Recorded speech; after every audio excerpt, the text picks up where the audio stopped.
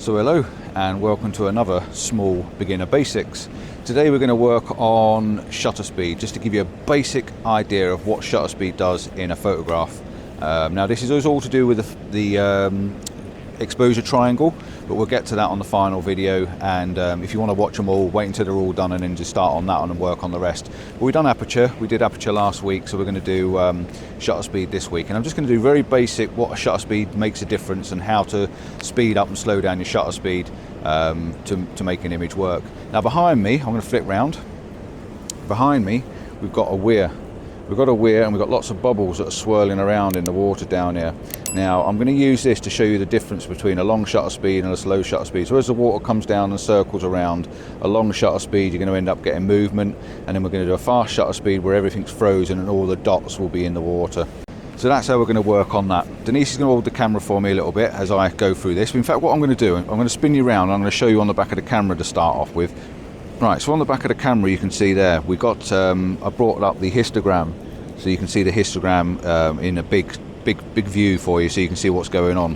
On this camera I can turn it off and you've got this little tiny one down there, but what I've done is I put a big histogram on. Just watch the one at the top, the white one, more than the other colour, the RGB colour ones. That's all we need to know. So we're using this image, like I say, I've got these flow of water coming down and these swirl of waters just there, and I'm using a shutter speed at the moment. I'm on f8, and what you'll notice in this image, every time I change the shutter speed I'm having to change my aperture as well, but ignore the aperture for now, we've already dealt with that one in another video.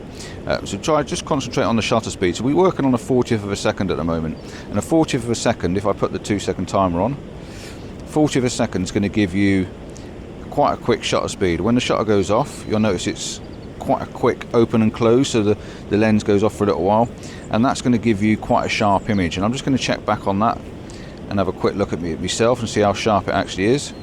So yeah, there's not a lot of movement. You have to excuse the light keep going off. There's not a lot of movement there in the water. You can see most of the bubbles are quite sharp. So we're now going to try and show you what it's like to actually increase your shutter speed. So I'm going to change my f-stop, just let more light in, and I'm going to bring my shutter now up to 100th of a second. Keep watching that histogram and you'll see I'm keeping that histogram somewhere in the middle. It's nicely balanced. So I'm now at 200th of a second. So at 200th of a second you'll notice that this will go off and come on really quickly. And what that's going to do is give me a really fast shutter speed. So it's actually opening the shutter inside the camera for a very short amount of time. Really is going to be quick. You can see how quick that changed then. I'm now going to change the shutter speed, and I'm now going to increase my f-stop up to f22, and you see it's gone dark. So I now have to increase my shutter speed, and watching that histogram again, we're going to try and keep it somewhere in the middle, and we're now down there now at a 1/4 of a second. Let's try and get the camera back there. We're now down there at 1/4 of a second, and if you listen to the camera it's going to go a lot slower, and this will be changing a little bit slower than what it was before.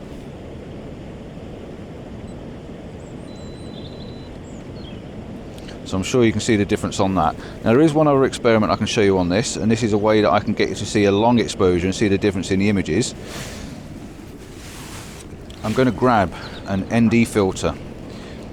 Now we will talk about these in depth when we get to the exposure triangle and what you can do. Now you can see that the image is quite dark on there, so I'm going to have to adjust my shutter speed. Watching that histogram again, I'm going to try and keep it somewhere in the middle.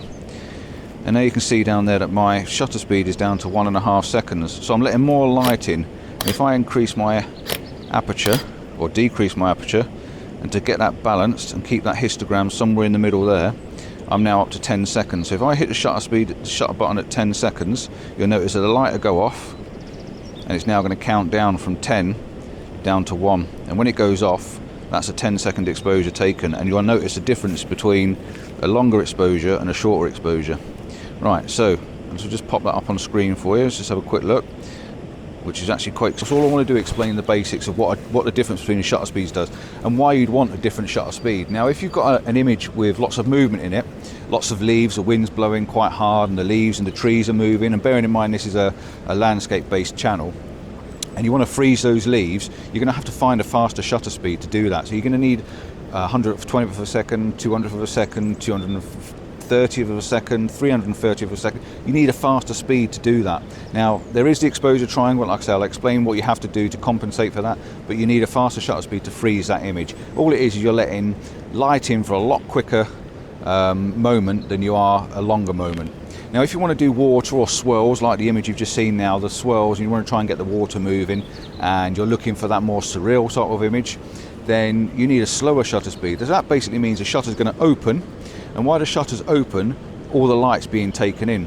So obviously everything's moving while that shutter's open, and when it closes, that's when the end of the image is. So it'll open, it's going to keep letting light in, letting light in, letting light in, which means your image is going to be moving, it's going to keep moving and moving and moving, and when it comes down, it's finished. So the more time that the shutter's open, the longer you're going to get an image for. So that's going to how you change the image to get different movement in your shots. We have got a little camera with us, I can show you that. I can show you how the shutter speed changes, but that's pretty much the basics of it. Anything to add? I think just to put it in a nutshell, without making it too complicated. If you've got something that's moving fast, you want the camera to move as faster as the subject. So you need it to be instant. So you would have a high shutter speed. If you want to be creative, or if you've got something that's moving slow and you want to capture the movement, you've got to slow it down. So you slow your camera down. See, we've done other genres of photography. I've done sports photography, and I'm going to put some images up in the corner for you. I've done sports photographies where you have to act faster, like photographing motorcycles and cars.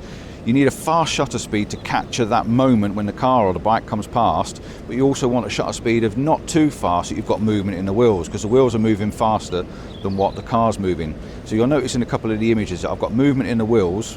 By adjusting my shutter speed to about 400, 500 of a second, I can get movement in the wheels and freeze the image as it comes past. There's someone behind me. And we've also shot things like balloons and stuff in the sky. So we want quite a quick shutter speed to make sure everything's frozen. And then we've always done the opposite as well. We've done long exposures as well, haven't we, where you slow the shutter speed right down and get those surreal long exposures. So you'll be getting images of 5-10 seconds. Light trails as well. I've got images of light trails. Astro, you need to let more light in because it's dark, so you need to let more light in. But that's all part of the triangle. That's not really a shutter speed, but you need the shutter speed quick enough not so the stars don't move. But yeah, light trails, you need to open it for longer to get more movement, and to get the surreal water where everything nice and smooth and soft, again you need to open it for longer and longer. So that's what you have to adjust your shutter speed for. So I'm hoping that's the basics for you. I hope that makes a little bit of sense to you. The best way to actually get to grips with your camera is just go out and experiment. Oh yeah, definitely experiment. Just take your camera out. Keep watching these videos. We'll do another one on ISO, what the effects of ISO does, and then we'll put one together for exposure triangle and even the basic compositions. So hopefully that's helpful. Hopefully that's something simple for you. Any questions, if you've got any comments, just leave them down below. We will answer any questions. We've got any answers for you, we will help. So yeah, till next time, don't forget to check out the Aperture one and the ISO one. All the links will be below, and check out the playlist. It'll be up in one of these corners, and I'll see you next time. Ciao for now.